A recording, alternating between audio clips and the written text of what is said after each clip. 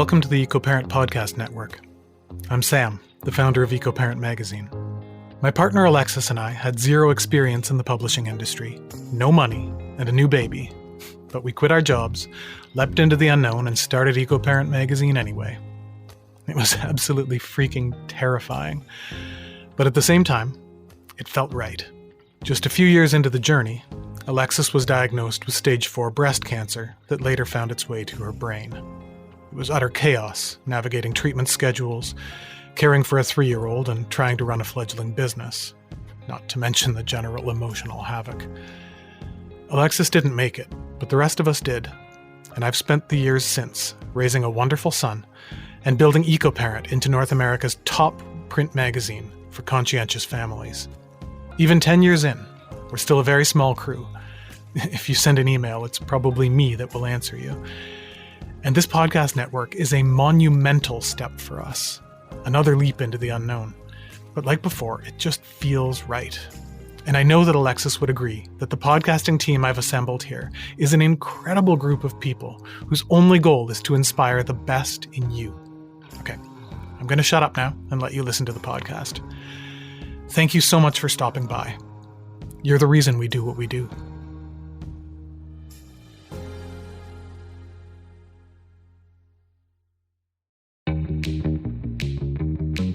We don't ever want to see our kids suffer. We don't want to see our kids be uncomfortable. I get it. But we don't want our kids to be raised in a bubble experiencing no discomfort, because then they are raised and they grow up to be entitled and narcissistic adults. I have the pleasure today of talking about one of my very favorite subjects, fever management. You might wonder, why is this a favorite subject? Most naturopathic doctors are possibly a little obsessive about what parents do when their children get a fever. I consider it a core pillar of optimizing good health in children, and I hope this conversation shows why. I will be speaking today with Erika Krumbeck, naturopathic doctor in Montana. She will introduce herself to you and share some of her wisdom and expertise. Here we go. I'm really excited to be talking with you today, Erika. Can you start by introducing yourself? Sure. Well, my name is Erika Krumbeck. I am here in Missoula, Montana. I founded my practice, Montana Whole Health, almost 9 years ago, which seems like a second ago in one way. I also founded naturopathicpediatrics.com about 8 years ago as well. And I'm definitely passionate about treating kids and keeping kids healthy. And I'm one of the weirdos who really loves primary care. I love seeing kids from newborn on up, and I really, really love preventing illnesses and preventing disease from, literally from birth. And I think my other doctor here, Dr. Featherman, and I actually have seen the difference with treating kids with naturopathic medicine immediately from birth compared to kids that we see even a few months later and then follow through with primary care. So definitely passionate about that. And with our topic of fevers and sicknesses, that is one of my soapboxes and probably one of the most difficult things to try to convince parents of, as that fevers are okay or can be okay. So yeah, I'm excited for this conversation. Awesome. I absolutely agree. To give you some context for where this conversation fits into the arc of this podcast series, I agree with you from my personal experience and what I know to be true, that kids who are healthiest are kids who have had their conditions for health optimized as much as possible from preconception through pregnancy, through the birthing process, through the infant feeding process, all the way through. And so the previous episodes have all been about establishing that foundation, about what does good food and good nutrition look like? What does good sleep look like? What does positive movement look like? I want you to demonstrate how the way we manage acute illness in children and fevers in particular is one of those pillars of health. I consider that personally a pillar of health because it's inevitable that children get sick. Once a month, a lot of kids get a cold or acute diarrhea, something along those lines. And And as you say, I too notice that a lot of parents are really uncomfortable with that. So I wonder if we can start with what you said, that fevers can be a good thing, illness can be a good thing. Can you talk a bit about that? Yeah, definitely. Fever is the body's way of just telling us that we're sick. But fever has a really important function in the body. So, one, increases in body temperatures has several advantages in infections. It actually inhibits bacterial growth in general. So, we can get fevers from typically bacterial infections or viral infections. So, if we have a cold, that's typically viral. So, that doesn't necessarily change replication there. But if you have a bacterial infection and you can actually inhibit bacterial growth, that's a huge advantage. It also stimulates neutrophils and macrophages, which are two really important white blood cells, immune infection fighters.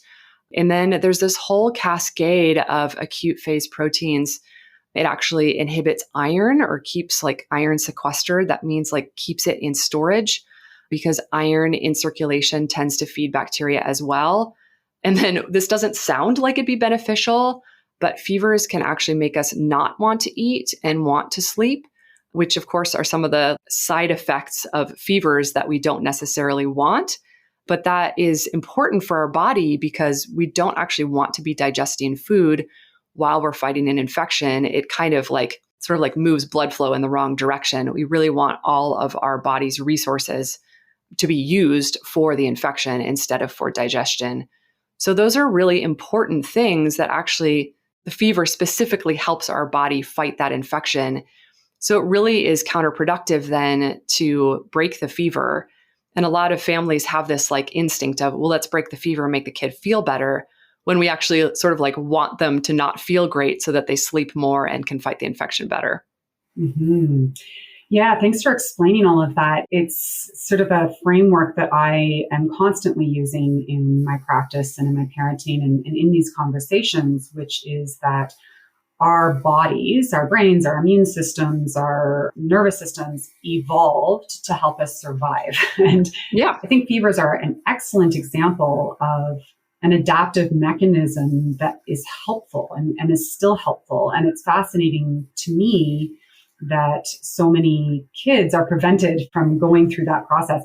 I'm wondering if you can speak a little bit about the unique necessity of that process of the getting of the fever, the mounting immune response, the white blood cell, all of that kind of stuff for children in particular. So, what you just described is useful for everybody, but what makes it particularly useful for children?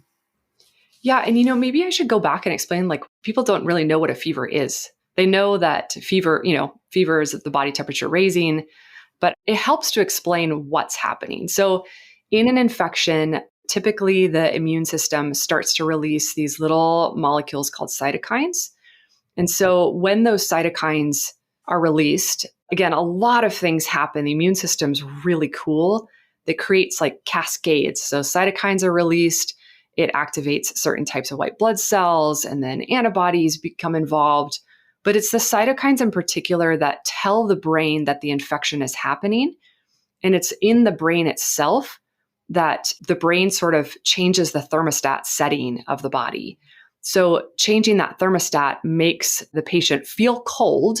And so that's when shivering happens, or that's when you feel like you want to bundle up or take a hot bath to raise that temperature of the body. So usually when kids are shivering or in that cold phase, that's when the temperature is rising.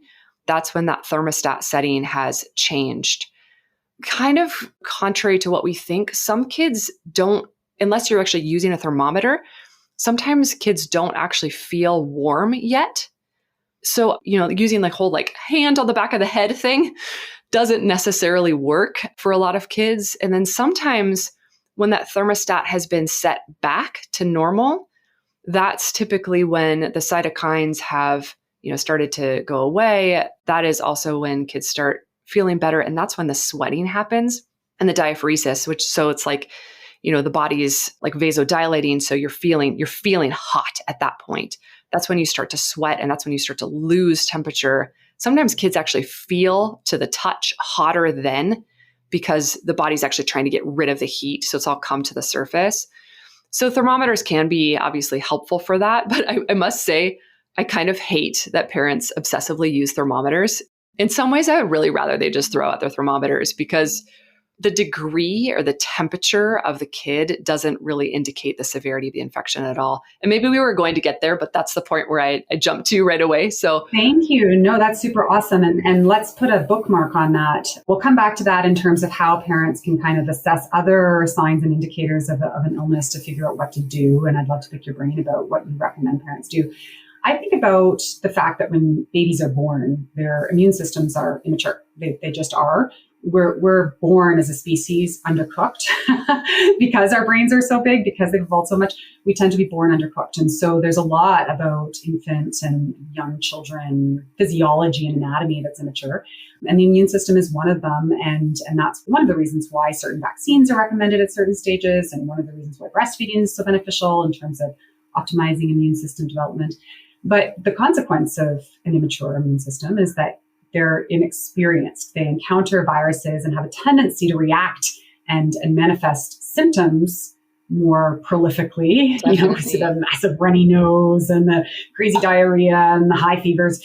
I often think about that as being because they're less knowledgeable, experienced. It's like the way I write my name versus a toddler might write their name. They're a little less nuanced yet. Can you speak a little bit more about that? Yeah, I mean, when we're born, we really don't have a lot of immunological memory yet.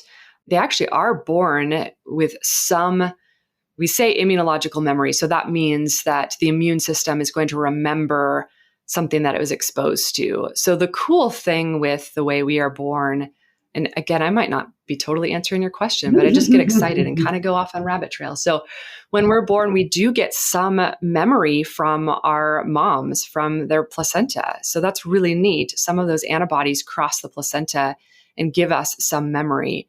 But otherwise, when babies are born, one, they have a very immature immune system, particularly in that first 3 months of life, and especially in the first 28 days. But so they don't remember much. And every time they're exposed to something new, just like we'd be learning a new language or we would be learning to read or write, it takes a little bit of time for the immune system to experience it, create antibodies, and develop an appropriate response. So in the first 3 months, things are a little bit different. And I'm assuming we'll probably go into this as well, like what timeline things are dangerous in. So I'll pause on that one too, because I get a little bit too excited on that. But it is important to remember that kids, especially in that first year of life, say 3 months and on, when they typically have a normal immune system response, they might get sick a lot. And I often tell this to parents. So they'll come in and they'll say, Billy was sick every month for this whole year. And I'm like, yeah, and kind of what the research shows us is that if kids are in daycare, they might get sick every month for that first year of life. Or if they weren't in daycare, they're going to get sick every month for their first year of preschool. Or if they didn't go to preschool, they're going to get sick every month for that first year of kindergarten. It's like, it's either going to happen when they're a baby or when they're a toddler or when they're in kindergarten. It's going to happen at some point. At some point, there's going to be a year where they just kind of catch everything. And then amazingly enough, the next year, they typically get the normal like 2 to 3 colds or something per year. But that's because the immune system hasn't been exposed to it. So it needs to be exposed to it in some sense, as long as it's in a safe manner and the kid has normal functioning immune system, then it gets that immunological memory. And so the next year that the child is exposed to, say, like hand, foot, and mouth, which is going around like crazy in Missoula right now, they won't get hand, foot, and mouth because they got it last year and the immune system remembers how to react to it. Yeah, that's such an interesting piece of education. I too spend a lot of time talking to caregivers of the kids in my practice and in my life about the value of getting sick with, the way you described it, with certain kinds of organisms to do it safely. It's kind of like every other parenting approach, which is, give the kids space to evolve and learn and grow within safe boundaries. And so I think that applies to this conversation too. And so I often refer to that process as getting sick well. Our kids are going to get sick. It's inevitable. Not only is it inevitable, it is arguably good for them if it's done within safe boundaries. So what then can we do as caregivers to optimize the likelihood that these kids are in fact going to get sick well, meaning that they recover effectively and that ideally they're healthier on the other side. They're more resilient on the other side of that illness. So does that resonate with you, that framework? Yes, definitely. I mean, I think it's so important for kids to be allowed to be sick for multiple reasons. One, the immune system needs to be exposed in an appropriate way in kids with normal, healthy, functioning immune systems. They should be exposed to not just viruses and bacteria, but of course, other things too. We know that kids who are exposed to dirt, we know that kids who play in the dirt, we know that kids who have animals in the home have reduced rates of asthma and eczema, which is really important. There's actually one study that shows that families who do not own a dishwasher, so families who hand wash their own dishes, study. yeah, those kids have less likelihood of having significant or severe food allergies and eczema. So it is an important part of the immune system to be exposed to things, especially in early life. And in fact, there is some research that shows that the immune system shift. So when we talk about allergies and eczema, there's this immune system shift that's called like a Th2 dominant immune system that is creating predisposition to eczema and severe allergies and asthma. It's that they say that the triad, the atopic triad. And so that immune system shift happens in that first year of life specifically. That's why we think it's so important for kids in that first year of life to be exposed to normal things like dirt, which we don't do, like, animal dander, even normal illnesses within reason, of course. We don't want to expose kids when they're more vulnerable to some significant and serious illnesses, but the normal colds and definitely the normal dirt, which is what I highly recommend kids to do and to play with. So there's a role for that. There's also some research that shows that kids who have significant fevers, like real robust fevers, actually have reduced risk of cancers.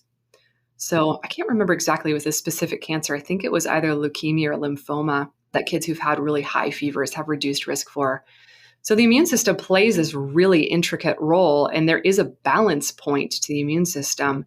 So when we have an immune system that doesn't have anything to do, so to speak, when it doesn't have a job, that's when we think it's creating reactions to things that we're normally exposed to. So that would be like normal allergens. The immune system thinks that a normal allergen is a pathogen. So then we create all these like fake immune system responses because the immune system doesn't have a job to do. So it's supposed to do something. We know that. The immune system's bored. We can't live in this like sterile environment. And, 20 years ago, the idea of giving probiotics was still, and I wouldn't say controversial, but was definitely not widely used in the conventional medical community. And now there's so much more research just about the human microbiome alone, just about the different types of species of organisms that live in the gut. And now, just in the last year, we've come to understand that even what is in the large intestine, which is what we've studied, is different than what's in the small intestine. And that hasn't been studied because it can't be cultured well. I mean, it's absolutely fascinating. Now we're studying the viruses that live, the viri that live in the intestines. So there's a lot involved here. And when we swing away from what our bodies have been adapted to do, which is be exposed to bugs pretty early, then, we're probably going to start experiencing some challenges in our immune systems because it's not what the immune system has been adapted to do. We haven't had the time to adapt to a modern life because, our ancestors definitely had dirt floors and were exposed to a lot more bugs than we were. Yeah, and that is the crux of many of the conversations on this series. When our bodies are able to interact with the world at its most natural form possible, within reason, of course. Nature isn't inherently good. It can kill us. Our bodies tend to operate more optimally because it's what our ancient DNA anticipates and expects. You mentioned the microbiome in the large intestine and the small intestine. Of course, we know that there are microbiotic organisms in all aspects of our body, in circulation, on our skin, in our respiratory tracts, in our ears, in our vaginas, absolutely everywhere. And we're learning, as you say, more and more and more about that. And if we are denying our children the opportunity to interact with those organisms, and I've been super anxious about the restrictions during the COVID pandemic to minimize the risk of transmission of COVID, which, is arguably a reasonable thing to strive for. But it's also restricting the exposure to all sorts of other organisms, which, for kids in particular, as you're pointing out, that's absolutely essential for their development. So not only the exposure, but then once the exposure happens and the kid very appropriately gets sick, then there's this tendency to want to suppress that response rather than seeing the fever and the runny nose and all of those normal natural responses as a sign that the immune system is doing what it's supposed to do. And I always chuckle too around vaccinations because people are often advised to take a pain reliever. I know, I hate around it. the time of vaccinations. Oh. It's like, but wait a second. That's the reaction we're trying to induce. We're trying to induce the discomfort, the lethargy, the fever, because that tells us that the immune system is working. So we're going to come back to that because I know that that's okay, something. good, because that's my other soapbox. I've been doing that soapbox for a long time. Yeah, the thing that is funny, people seem to have lost their minds in COVID because there's always, truth is often somewhere in the middle, but I don't know what happened when people started sanitizing outdoor play equipment. Like, what are you even thinking?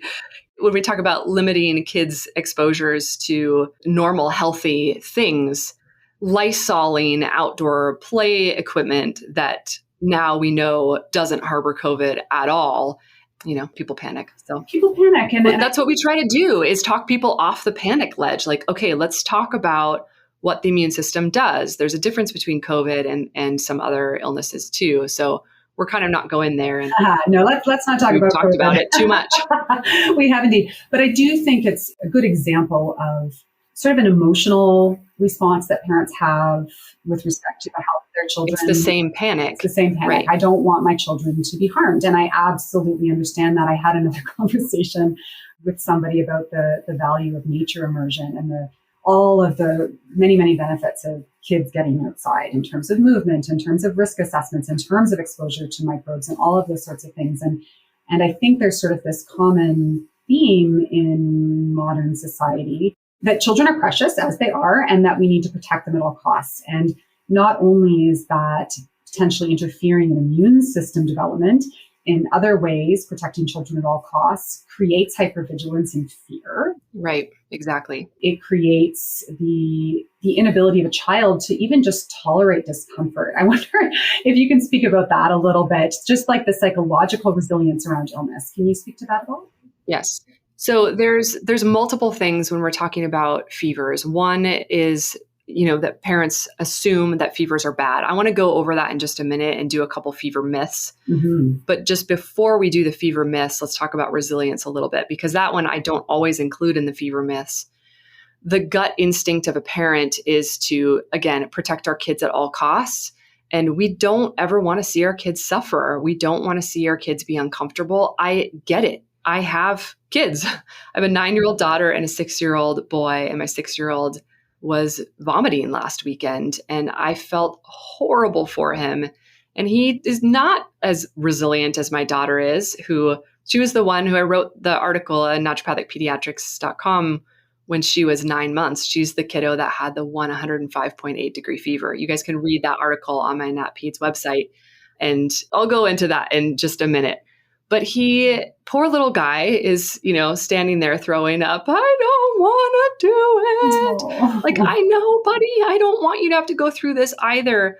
But we don't want our kids to be raised in a bubble experiencing no discomfort, because then they are raised and they grow up to be entitled and narcissistic adults. Not to hold back on that one, yes.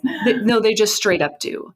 And we're seeing that. We're seeing a lot of, generations that didn't experience any discomfort, who had everything handed to them, who did all sorts of things where they got participation trophies. That's great. I mean, I think that's fun. You get a participation trophy, but at some point, there's no Olympics with participation trophies. There just isn't. And it's okay to lose. It's okay to not feel good. It's okay to fail. All of those are things that are critical that I particularly want my daughter especially to learn. I want my son to learn it too, but for some reason, us women sometimes carry around that guilt of perfection forever in our lives. And so I want our kids to understand that we don't have to be perfect. We don't need our circumstances to be perfect. And we need to be okay with being uncomfortable from time to time. That is called creating resilience. Part of that is in this process of fever or being sick. We don't need to suppress every symptom. In fact, I kind of have an issue. Oh, this is going to be controversial. Not really controversial, just minorly. A lot of NDs, and I do this too. It's like you feel like you're getting sick. And so what do? You take your elderberry and zinc and your vitamin C and you hydrate and you take some herbs and you do all this stuff. And you're like, please don't get sick. When we should do is like, we should get sick. We should do the same thing for our kids, rather than give them everything under the sun. Like if it's a normal cold, just let them get sick. Like maybe they don't need anything. Elderberry is awesome. There's no harm. Zinc is great. There's no harm, I don't think, unless you're doing crazy high doses for a long period of time, get the copper deficiency.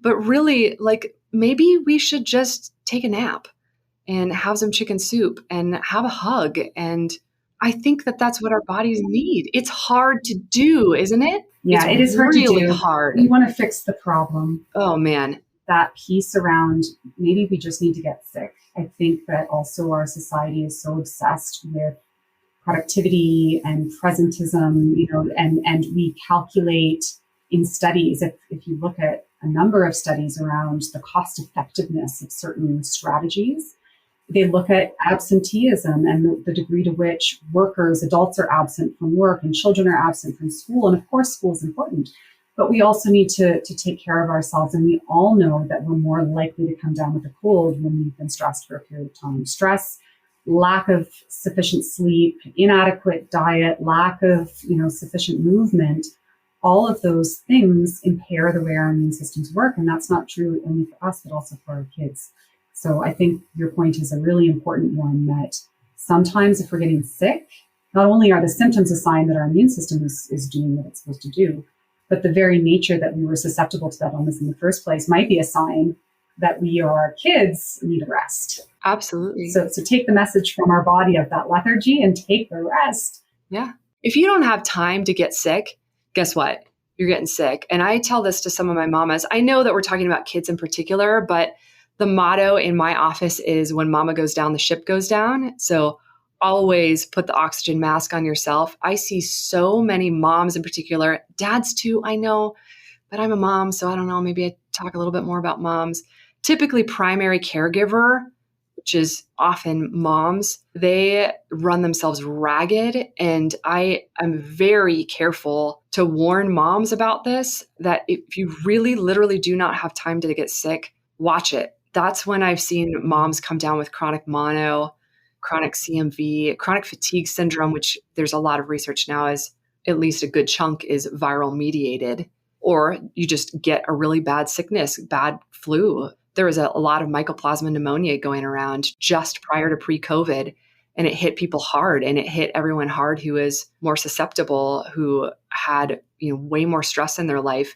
They're still chronically fatigued, now 2 years later. So there's a lot to say about that. And for kids, definitely. But for kids, I think they often have a little more space in their life. Like, all right, they got sick. We got to take them home and they're going to sleep it off because they're not allowed back to school. We should probably do that for us too. And sometimes we're worse at it for us. And instead we just take everything to feel better.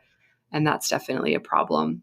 Well, let's talk about some of the myths then, because I think that conversation is really important, that not only is getting sick, getting an injury, having pain, being sad, a normal part of the human experience, and part of our job as caregivers is help our children learn the skills to tolerate that, right? I love the idea that pain is inevitable and suffering is optional. So I think that piece is really key, how, and we'll get again to strategies in terms of what parents do. But I think the reality is, especially in our current economic climate, you mentioned that most of the primary caregivers tend to be moms. We know that women have been hit harder, for example, by the COVID pandemic because they tend to earn less in a heterosexual two-parent home. And so if they do need a parent to stay home, it's the woman who stays home. Most families that live in poverty are parented by a woman. So there's a lot of sort of structural issues that influence the frequency with which children in different communities are more likely to get sick. And then the options are limited. So if the parent is working a gig job and doesn't have paid sick days and can't take that time off and will lose their job if they do so, it's very natural then that the strategy would be to pump the kid full of acetaminophen and ibuprofen in order to get that kid over that fever as quickly as possible and back to daycare, back to school, back to whatever. So can you talk a little bit about the downsides of doing that while I've just acknowledged very legitimate reasons why people might? Yeah, thank you for acknowledging that, because sometimes naturopathic doctors, and I know you're aware of this, and I'm definitely aware of this, but I do see this a lot in the natural medicine community, that there's a lot of judgment placed on parents for freaking everything. I mean, honestly, it's like, oh, you fed your kid blank. You should feel horrible about it. Or you gave your kid ibuprofen. Oh, you must be the most terrible mother. And not true. No, it's not true. It's just parents. Straight up not true. It's just not. It's a lie. So I really want to recognize that. And I really want to recognize that there are families that, what can they do? They really don't have the opportunity to not be sick. And sometimes you do have to do what you need to do. So let's talk through the myths, but I really do want to keep that in mind, and especially not cast judgment on anyone who needs to use medication at some point. The foundations of naturopathic medicine are foundational: nutrition, diet, exercise. Those are called the foundations of health. We have this therapeutic order that is wonderful and awesome. And if your listeners don't know what the therapeutic order is, you got to post it someplace with the cool pyramid so everyone can see it. But symptomatic synthetic treatment is on the therapeutic order. There are times where it is appropriate to give kids pain relievers. And just really quickly, before I go through the myths, so that I don't sound super judgmental about when you need to give your kiddo one of these medications, there is a difference between pain and suffering. So we talked about resilience. Resilience means helping our kids through things that are uncomfortable, but that doesn't mean suffering. So suffering is something that where it goes beyond pain, and that's something that can actually create trauma for the child. So there are instances where using medications to either alleviate suffering, or there are even rare instances to suppress fevers. In general, most of the times people think that they should suppress fevers are not what they should, but there are instances where that is okay and indicated. So let's have some nuance in this discussion before we move forward to these myths, so it doesn't sound like I'm really black and white on it. I am very passionate to not treat fevers as much as possible, but at least let's recognize that there are times where it's appropriate, and certainly no parent should feel judged in making their decision for doing what's best for their kid.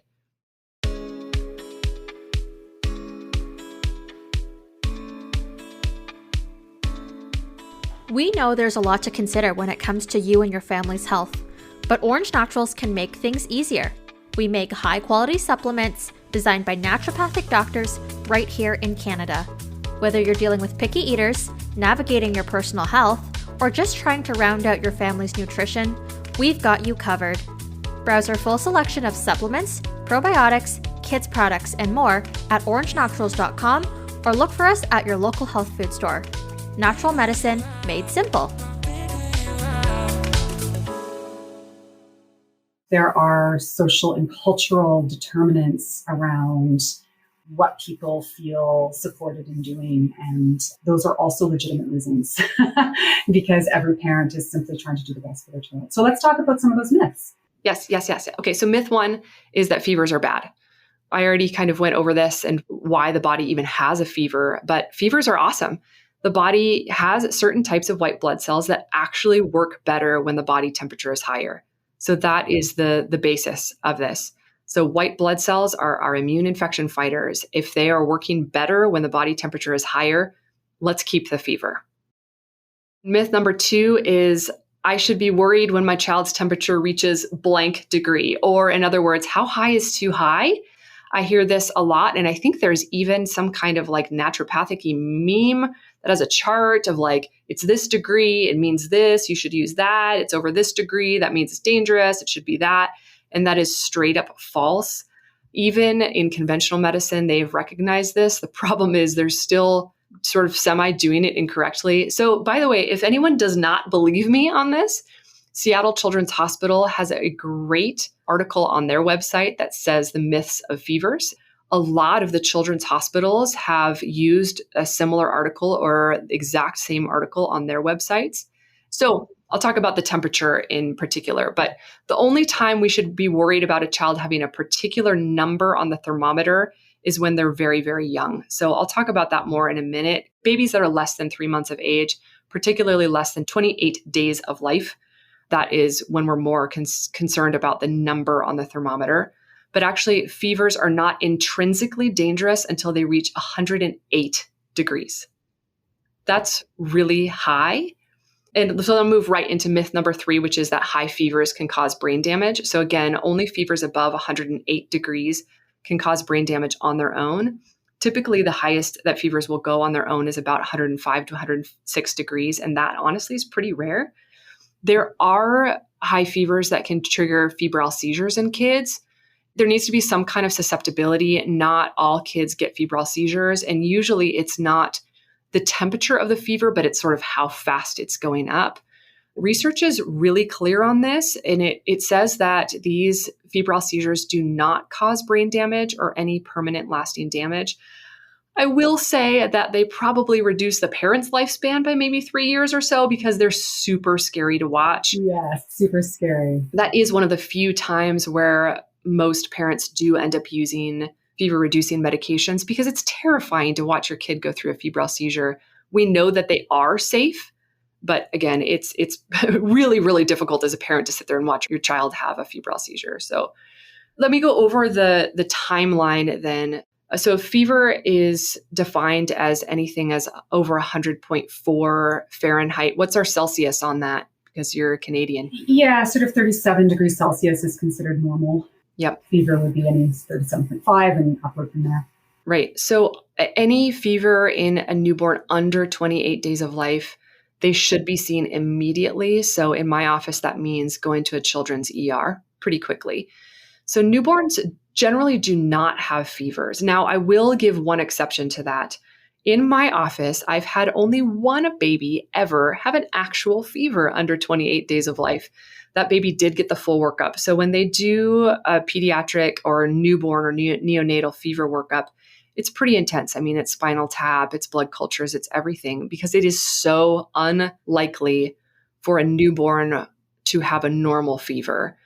With one exception here, and this is what I've seen with most of the kids in my office. Most babies in my office who've had a quote unquote fever have been overbundled. So I always tell parents, if your newborn baby is otherwise looking well, and for some reason you took their temperature, which parents always do, and that's why I don't necessarily want them to have thermometers in their hands, please get them down to their diaper. Let them cool off for, an hour or so. Take that temperature another 3-4 times over the course of that hour. If they still have a fever, please do take them to the emergency room. But otherwise, they're overbundled. Parents tend to do that a lot. Newborn babies only need one extra layer from what adults feel comfortable in. So I have seen babies just absolutely way over bundled, and then they have quote unquote fevers and it's not a real fever. Yeah, and I'll add to that I'm a huge fan of baby wearing and having your baby close to you, which also adds heat to their system. So factoring that also into the amount of clothes that baby's wearing. Yeah. So if you're baby wearing, they do not need an extra layer. They need what you are wearing because they're having kind of 2 extra layers. So do be careful with that too. Infants that are over 28 days but under 3 months of life should be seen if they have a persistent fever. They should be seen that day. It kind of depends on the clinical judgment if they need to go to the ER, but certainly they need to be evaluated very quickly. And then for babies over 3 months of age, they could have a fever of any degree. And it is not the fever itself that is dangerous. And this is hard to convince parents of. And why don't I tell you my Annika story then? Sure. So when Annika was 9 months of age, she had a fever that was 105.8 on a temporal artery thermometer. So that is one of those exergen thermometers that, listeners can't see me doing it, but it's the forehead swipey thingy, which by the way, families, if you have the forehead thermometer, don't swipe it, 5-6 times in a row. It needs to recalibrate to room temperature for 30 seconds to about a minute in between swipes. So that's why families get really weird readings by swipe. Why is it different every time? Well, you need to wait a little bit in between swipes. But those temporal artery thermometers tend to run about a degree higher than like an oral thermometer. Now, babies, we don't usually use oral thermometers because we can't keep it under their tongue. It's uncomfortable and it's not really safe for them. The most accurate way of taking a temperature in a baby is still a rectal thermometer. They've kind of gone out of fashion just in general because, one, parents don't love doing a rectal thermometer, and there is the risk of pressing too hard, or, I mean, theoretically, there's a risk of puncturing bowel. I think it's pretty rare, but no one really likes to do that. And now that we have the temporal artery thermometers, I think that they're accurate enough within maybe 0.2 degrees or so that we know that the baby's having a fever or not. So children over 3 months of age, again, the temperature on the thermometer is not necessarily an indicator of severity of the infection. It's really our other signs that we're looking for. So anything over 100.4, again, Fahrenheit is typically a fever. Which is about 40 degrees Celsius. Yep.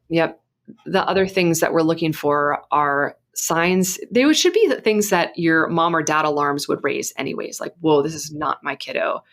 Stiffness, listlessness, lethargy, kids that are inconsolable, they won't wake up, they can't nurse, they can't feed. If there's signs of dehydration, less than 3 wet diapers or urinations in 24 hours. And then that purpley splotchy rash too would be the other one that I would add. That one's pretty rare. That's one of those, serious signs, but it's often the listlessness and lethargy that parents are noticing. And that is the sign that, okay, this is not quite right. Remember that is not from the fever, it's from the infection. So when I wrote that article about Annika having the 105.8 degree fever, she was 9 months old. I felt pretty confident that she was otherwise well. She cozied and cuddled on me. Her respiratory rate was normal. She was not coughing. She was not listless. She was not lethargic. She was just snoozing and pretty comfortable. I did not treat it with acetaminophen or ibuprofen. That fever broke on its own within 3 hours. And then, of course, like lovely infant and childhood immune systems, boom, she's better. She's back to herself. She's like babbling and crawling. I wish I had that immune system. It's like super high fever and we're done. Yeah. But I wrote that article on naturopathicpediatrics.com and I think all the comments are still there. So if anybody's interested, there's people really legitimately saying what a horrible parent I am. Oh, man. That's like malpractice. That's terrible. And then there was a lot of stories of, well, when I was that age, I had a high fever and I had meningitis. And it's like, well, yeah, you might have. And I'm very sorry that you had meningitis, but babies who have meningitis don't just have a fever. They have these other signs: stiffness, listlessness, lethargy. So again, those are the signs that something is serious. And it is not the fever that has created those symptoms.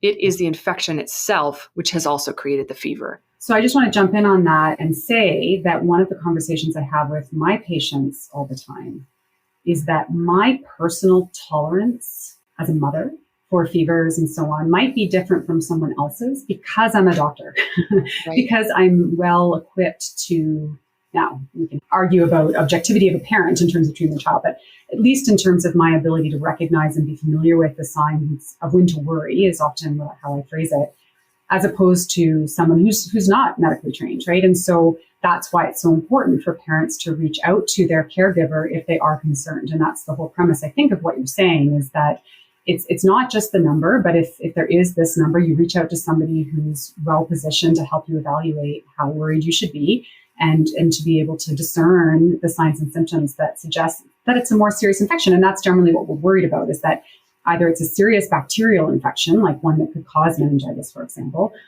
or for me with the little ones, it's also about respiratory distress. So a lot of the respiratory infections that are problematic in little people, not as much in big people, like pertussis, for example, like croup, is simply because their airway is smaller.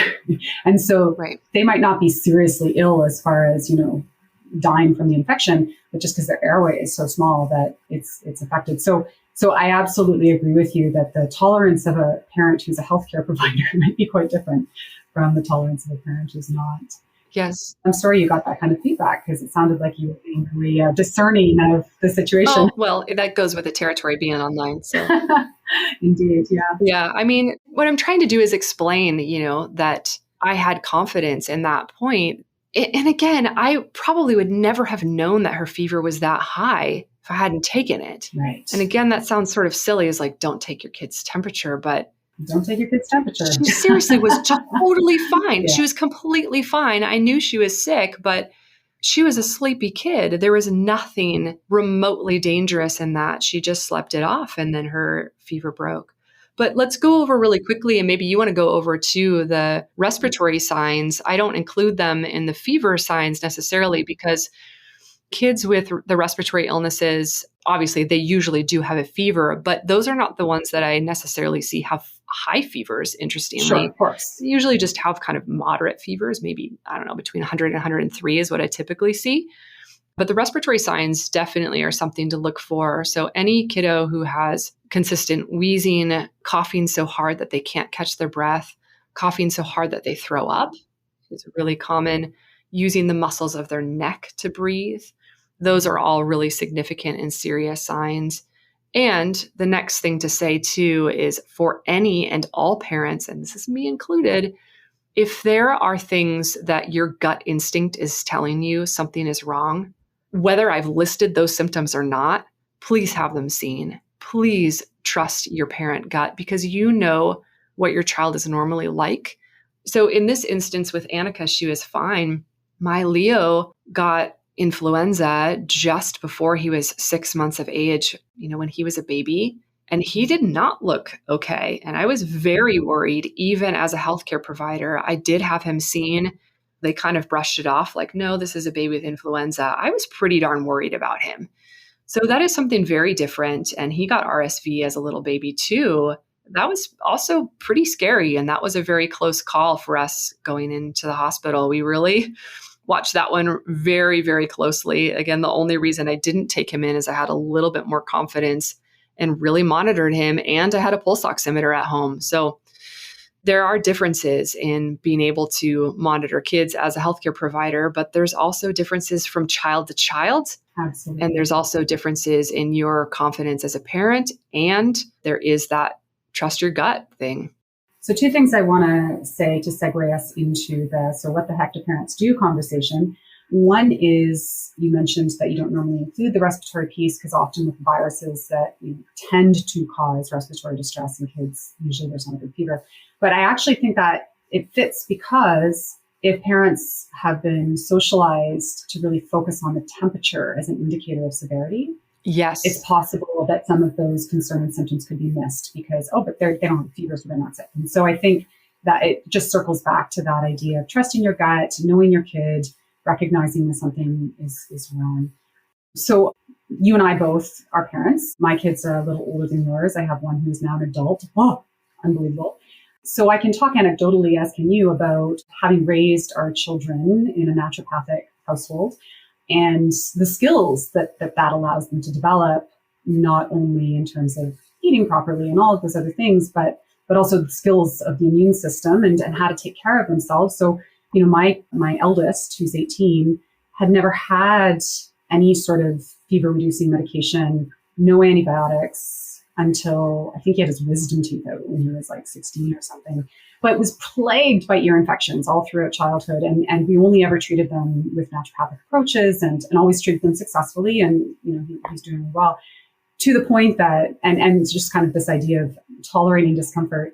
He spent his first year at university and a week or two into his living away from home called me and, Mom, I'm sick. My ears hurt. What do I do? I was like, well, you know what to do. And he's like, oh, right. Yeah. He just wanted his mummy, but he's like, yeah, right. I know what to take. I know what to do, the ear oil, whatever. I was like, and just by the way, like, what time have you been going to bed lately? And what have you been eating lately? And of course, it was all the things that you do in Christian university. And it's like, yeah, okay. So go to bed and like get some rest and, have some soup and all of those good things. So it's nice to have your mummy, but I knew for sure that he knew how to take care of himself. So a little anecdote that speaks to the way that kids who are allowed and supported in getting sick might then develop a more, we'll say, robust or balanced or efficient. I like the idea of efficiency immune system. You sort of spoke to that about Annika in terms of getting over that fever rather quickly and being back to her normal self. So my kids have been camp kids their whole lives. And I have for many summers gone as the camp healthcare provider. And so I'll stay for a week and all the kids come to me for their slivers and their headaches and their colds and whatever. And my son, who's now like on staff, tells me I have a reputation as being the healthcare provider who doesn't give the kids anything. Because they'll come to me and they'll be like, oh, I have a cold. I'm like, here's a neti pot. And they're like, oh, I have a headache. I'm like, have some water and rest in the shade. But most of them come to me asking for a fever reducer, a pain reducer, or like, I have menstrual cramps. I'm like, here's a hot water bottle. Like, I guess they laugh at me because I don't apparently do anything. So one summer that we were there, a stomach bug went through the camp. Oh. In this case, it actually was a viral infection. And so I'm racing around, making chicken soup and ginger tea and like isolating kids, and cabins are being sanitized and all of these sorts of things. And it was just an interesting experience for me that my own children were part of that population, and they both came down with it too. And as we know, in any sort of epidemic, there's sort of a characteristic progression. And the vast majority of kids would be down for about 48 hours. So they would have their first incidents of vomiting, then they feel crummy, and then, we nurture them back to health. It's a self-limiting viral infection, which I think is important for parents to know, that most viral infections of childhood are self-limiting and benign. My kids threw up once, napped for a couple hours, and were fine. And it was really striking, and I know I'm biased, but it was really notable that this thing ran through the camp. Everybody else that it hit was out for the count for a couple days. And both my kids just needed one vomit and a nap, and they were done. And so I attribute that, of course I'm biased, but I attribute that to them having been facilitated in getting sick well, which is how I like to phrase it. So can you go over some strategies then? So if we're saying to parents, avoid giving a fever-reducing medication if possible. Again, we've done our due diligence. Is this serious? Should we have this assessed? Is our kid coping okay? What tools do parents have available to them if they're not giving a pill? Yeah. So it's funny because I think sometimes my motto in treating pediatrics is when in doubt, do nothing. Is that bad as a naturopathic doctor? That's great. That's an extreme reaction, obviously. And I'm a little bit facetious in that, but it's like the swing back to, because we do overtreat. And that's exactly what I said earlier. Maybe we just need to get sick. Not serious sick, not pertussis sick, not like even RSV can be pretty scary in young kiddos, but regular cold, maybe we just need some chicken soup. There's science behind chicken soup. That's pretty cool. So, strategies, things that I often have kids do for general immune support. I think elderberry is wonderful. It tastes like a berry. It's delicious. It has flavonoids. It has some decent research, at least, at being immune modulatory. So I think that one's great. Do you normally recommend that as a syrup? Do parents make it themselves? Do they buy it? I typically, make it. Yes. If you're like really, do you have more time than me? I don't have time to make elderberry syrup. The nice part about elderberry is that it's really easy to find right now. Any brand of elderberry syrup, I'm not too picky on that. There's certain things in my office that my patients know. Probiotics, I'm super picky about certain brands. Vitamin C, I'm not really picky about. Elderberry syrup, I'm typically not. I just don't really trust anything that's from Walmart, but other things, I think there's some great just general brands. So typically what we do to calculate kid dose is you just look at the adult dose that's listed on the bottle, and then you can calculate the kid dose based on the weight. So if they recommend 1 teaspoon or 2 teaspoons for maybe a 150-pound adult, then you just divide your kid's weight by 150 and then multiply that by the adult dose that's listed on the bottle. So I usually use whatever dose is listed on the bottle. It's either 1 or 2 teaspoons typically per day. We'll do that for the kid once a day. Ongoing is just general immune support. And then for elderberry syrup, it can be given every 2 to 3 hours at the first sign of cold and flu as well for more immune support. So that's really to prevent viral replication. It really needs to be done at the first sign of illness. It's almost too late if you wait, 24 hours into a fever. A few notes on elderberry syrup as well. Elderberry can be an osmotic laxative. Okay, good to know. So parents often, I think most people have done this. In Montana, where I am, flathead cherries are like the thing. So I usually say like, well, have you ever had too many flathead cherries in July? Like, oh yeah. Well, it's kind of the same thing. So if you take too much elderberry syrup, you're going to get diarrhea. That's not a reaction. That's not like oh, I had an adverse reaction to the medication. It is you literally took too much of an osmotic laxative, might poop your pants. So be a little bit careful about that. Good to know. But you can just stop, back off the dose at that point. It's not dangerous. Just whoops, you overdid it, back off, and that's fine. Zinc lozenges, there is some research in zinc lozenges. It's the lozenge in particular, not the oral consumed zinc, that can inhibit viral replication in the sinuses and the oral mucosa.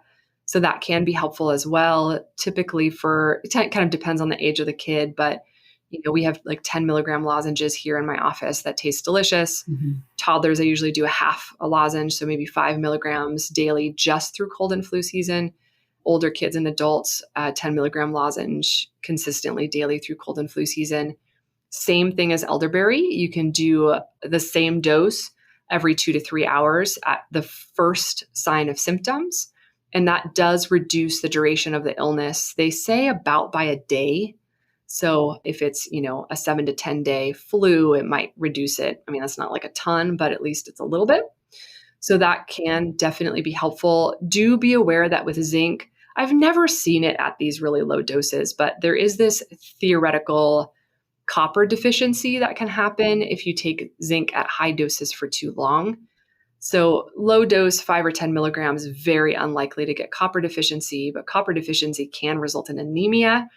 So at least I'm careful. I get away with that in my office by simply having kids and adults stop most of their supplements, non-essential supplements, over the summer. So certainly their immune support. I typically have families do, all their immune support October through May is kind of what I do. And then vitamin C is like the loved one. Vitamin C, yes. Like I think there's a whole bunch of stuff that we know can support immune system function. Vitamin D is a really huge one. Most people do like vitamin C. Yep. I'm curious if we could talk a little bit about what parents can do in the moment.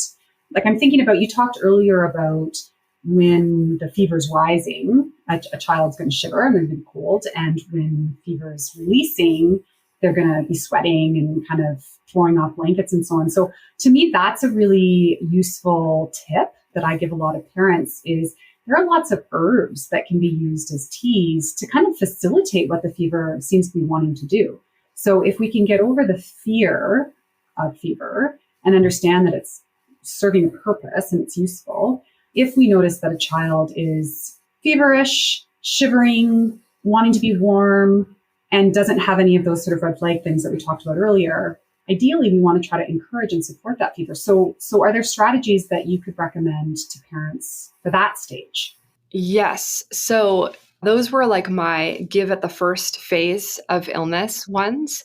When we get into like, okay, now they actually have a fever. Still, my default is like, well, let's just see how they do first. Maybe they can just take a nap. I really do love chicken soup. Obviously, if babies are little, then they just need to be nursed like crazy because there's opiates in milk and they typically feel better when they're just nursed. By the way, just a really quick clinical pearl on that too. If babies don't want to nurse, they might have an ear infection or probably have an ear infection. They don't want to make that suction that hurts that eustachian tube. So then they need their ears looked at. Yeah. So my favorites for when kids are actually sick, other than the nothing, lemon balm glycerate is my absolute fave. That isn't really like a diaphoretic. It doesn't really increase the fever. I do use lemon balm glycerate sort of as a substitute for ibuprofen and acetaminophen, but it doesn't work the same way. So ibuprofen and acetaminophen directly block the fever from occurring, and then they reduce pain as well. Lemon balm will not artificially suppress a fever. It will not. It will help reduce a fever that's ready to break on its own because it's just anti-inflammatory. So I really like that. Sort of similarly like the vitamin C, which really research says doesn't really inhibit viral replication. I think it's just anti-inflammatory, so it makes people feel better when they're sick. So that's where the vitamin C, I think, comes in more. It's not really my like go-to, but everybody seems to have it. So like if you got it, go ahead and use it. But lemon balm is definitely my favorite. There are some other herbs as well. One of the tips that I learned in school was on dehydration. So babies and kids that are dehydrated, their fevers typically won't break or they have a much harder time to break. So one of the tips that I learned in school was to feed kids just a teaspoon or a tablespoon of chamomile tea every 10 to 15 minutes to hydrate them. Chamomile is actually a quite potent anti-inflammatory, and so it can help break a fever, again, that's ready to break on its own. And of course, chamomile also releases anxiety and helps to calm the child. So that's another great reason for chamomile, and lemon balm for that matter. Yes. They're both quite calming to the nervous system. So that's an extra bonus in terms of parents who are worried that their child is suffering. Exactly. The lemon balm really doesn't reduce pain. It just chills you out so you can deal with it. And sometimes I'll have parents give their kiddo a dose and have them take a dose too. So, yeah. And what about some of the other herbs that can help that fever break? So you mentioned diaphoretic, and so diaphoretic means to induce sweating, which helps the fever break. It helps to release the heat. So I think about things like peppermint, which not only has that effect, but also is quite cooling in energy. So if we're thinking from an energetic influence, right, just giving the child, if they're willing to take it, some peppermint tea. Are there other herbs like that you like for kids?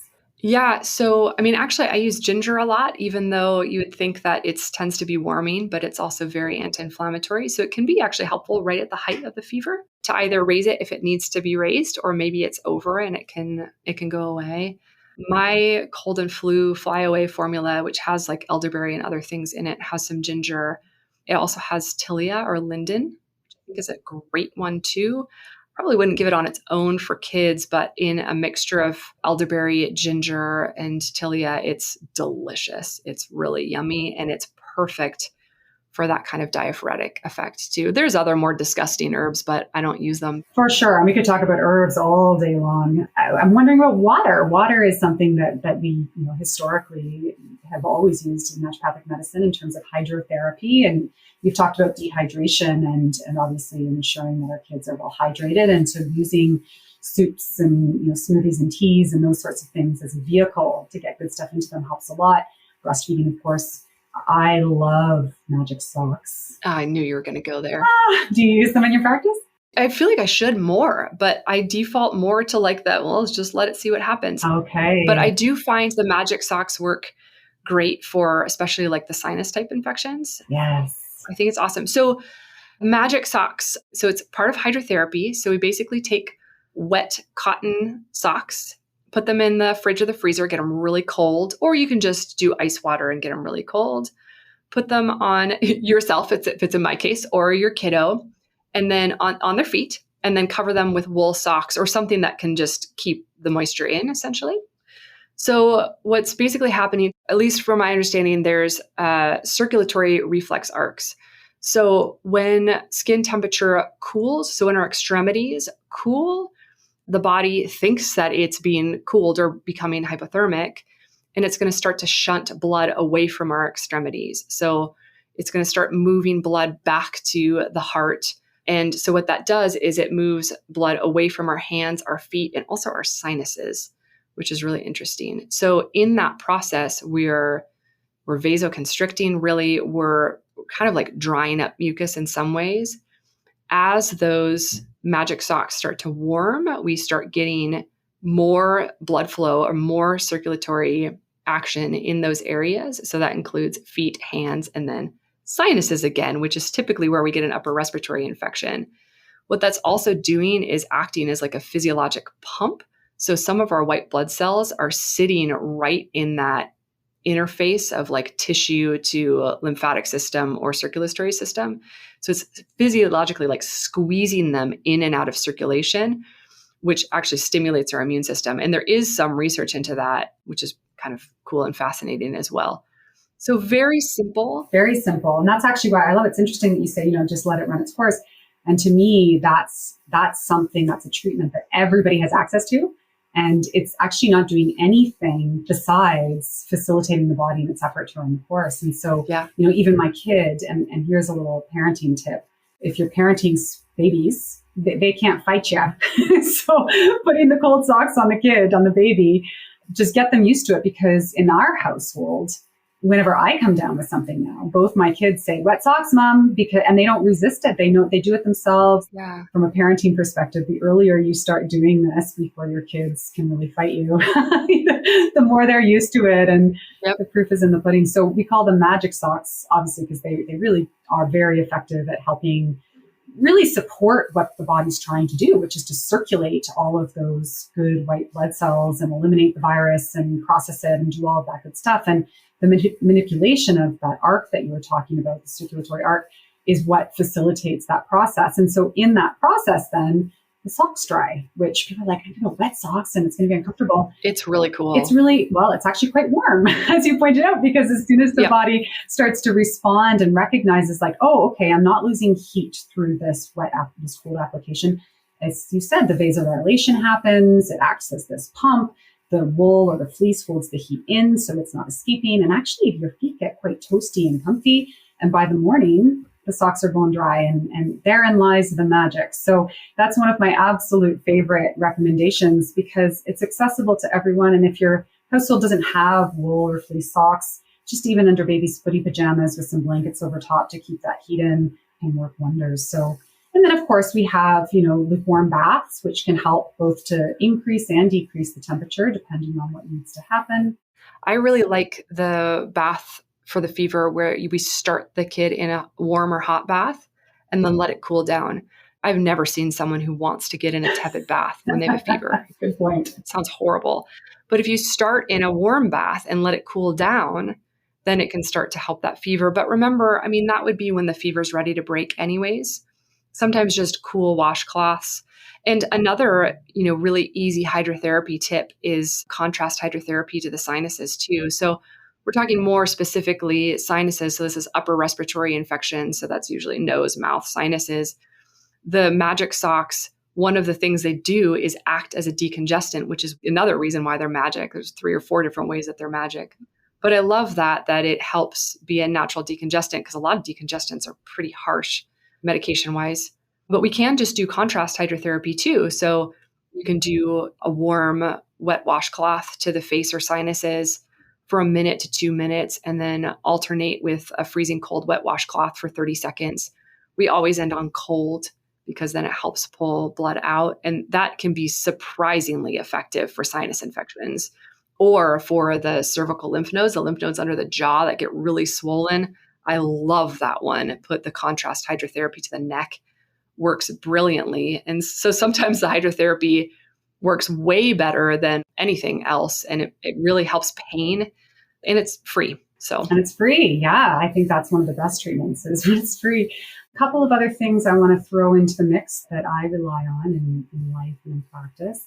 One is nasal irrigation or suction. Mm-hmm. Little ones can't blow their nose. And you mentioned ear infections, and we'll have other episodes on specific types of illnesses, but just using that nasal bulb syringe to pull out the mucus can give a little one a lot of relief, and it can prevent it from sort of spreading to ears and sinuses and so on. So that's an important one. And for older kids who are capable, I'm a big fan of nasal irrigation, whether or not that's a neti pot, so just a gravity-driven flushing of the sinuses and the nose, or a lot of pharmacies. You can just do that at home in terms of salt, a teaspoon of salt, a cup of water, but a lot of pharmacies will sell ones that are sort of pressurized to an appropriate pressure for children. So I love that too as a way to kind of flush the mucous membranes of the virus to help dilute the mucus, make it easier to clear. It just helps to make the little one a bit more comfortable.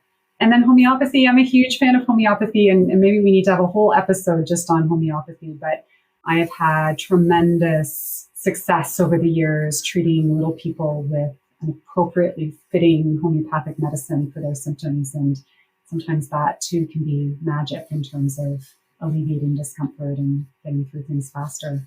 One thing too that I do for babies that are congested, I love it when moms can do breast milk drops up the nose. Yeah, great point. Maybe a little bit of gymnastics to get it up there if you want to express directly, or pump and then put it up there. But the breast milk drops up the nose followed by the nose Frida is great. I definitely prefer the nose Frida to the suction ones because it can kind of hurt.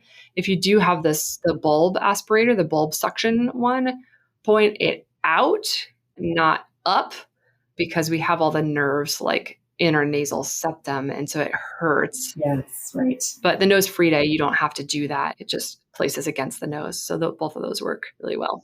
Amazing. So the takeaways I have from this conversation is that it's normal to get sick, especially for little ones. And there's good reasons for that. That a fever is not a bad thing, and that part of what we need to be attentive to as caregivers, parents, healthcare providers is signs of when to worry beyond the fever or in spite of a fever, or even when there's not a fever. And if we've determined that the child is coping okay, generally, there are lots of things we can do besides suppressing that fever. We can support the fever in running its course. We can give the child the opportunity to develop skills of resilience and coping with discomfort in ways that allow them to be healthier and more resilient immunologically and psychologically after the fact. Does that kind of capture it? Yes, definitely. We didn't even get to Tylenol. We didn't even get to acetaminophen. That's my other soapbox, but there's lots of info on that. We could do a whole nother podcast on acetaminophen. The nutshell of it is that you're not a fan of acetaminophen, and there's good reasons for that, and we can explore those reasons in another conversation. So if parents are feeling like it's important to give a fever suppressant pharmaceutical medication, do you normally recommend ibuprofen then instead? Yeah, definitely. There's lots of articles about Tylenol or acetaminophen use, and you can find those on the naturopathicpediatrics.com website. You just type in Tylenol or acetaminophen into the search box, and I've got 2 articles in there. One of them has my whole story about Annika getting sick when she was a baby. But now ibuprofen has been approved for infants over 6 weeks of age. So it used to be 6 months of age. Now it's 6 weeks. It's still not routinely given. I think acetaminophen is more routinely given to infants, but I definitely do have concerns about the use of acetaminophen. And there's more and more and more research coming out now that confirms what I wrote about 7 years ago. So it's definitely interesting in that. So if we have to, I would recommend ibuprofen, but I would discuss with your child's provider first, for sure. There's some kids for which ibuprofen is not appropriate at all. So please talk to your child's provider and just confirm that before you definitely say yes. Yeah. And I mean, ultimately, that's an important takeaway in general. This conversation, none of my conversations are taking the individual child into consideration. Absolutely. So of course, for all cases, take whatever we say with a grain of salt and discuss it with the child's care provider for sure.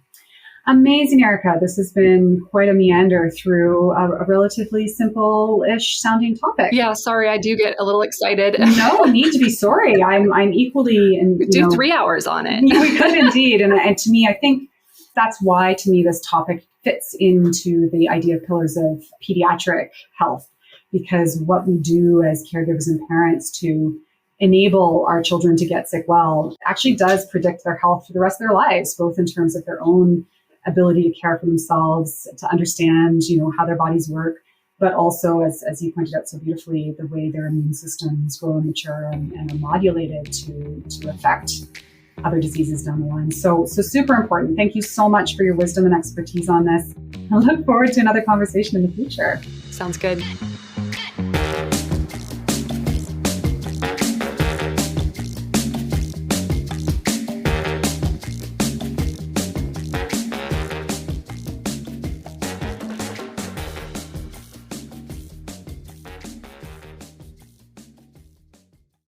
So if you listen to podcasts or watch YouTube, you've probably heard it 1,000 times before.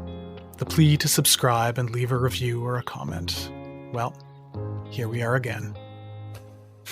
But seriously, the review is especially important to us, as it has a huge impact on our discoverability amongst the zillions of podcasts all competing for your attention. So please consider leaving a review. And heck, we'd really love to hear your feedback. This pilot episode of the EcoParent Podcast Network was made possible with the generous support of Ontario Creates. Thanks for listening.